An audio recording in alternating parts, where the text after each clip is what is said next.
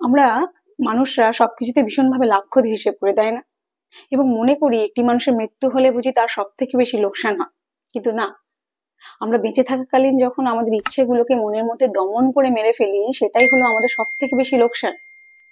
তো নিজের ইচ্ছেগুলোকে সাধ্যমতো বাঁচার চেষ্টা করুন, কারণ আমাদের জীবনের স্প্যান কিন্তু একটুখানি, আমরা প্রতিদিন কিন্তু বাঁচি। মৃত্যু তো একবার হয়, এবং মৃত্যুর পরে আপনার পরিচয় কিন্তু শুধুমাত্র বডি। हिंदी একটা কথা আছে, किसी ने ये कहा था कि आज बहुत दिनों बाद मैंने ये सोच के रो दिए कि क्या पाना था मुझे कि मैंने अपने आप को ही खो दिया। মানে আপনি এমন কোনো কিছুর পিছনে ছুটবেন না যেখানে আপনি নিজেকেই হারিয়ে ফেলেন, এমন কোনো টার্গেট ফিক্সড করবেন না যেখানে আপনার নিজের ইচ্ছাগুলোকেই মেরে ফেলতে হয়। জীবনে সাধ্য মতন বাঁচুন, সুস্থ থাকুন, আনন্দে থাকুন, ভালো থাকুন। দেখা হবে আবার একটি অন্য ভিডিও।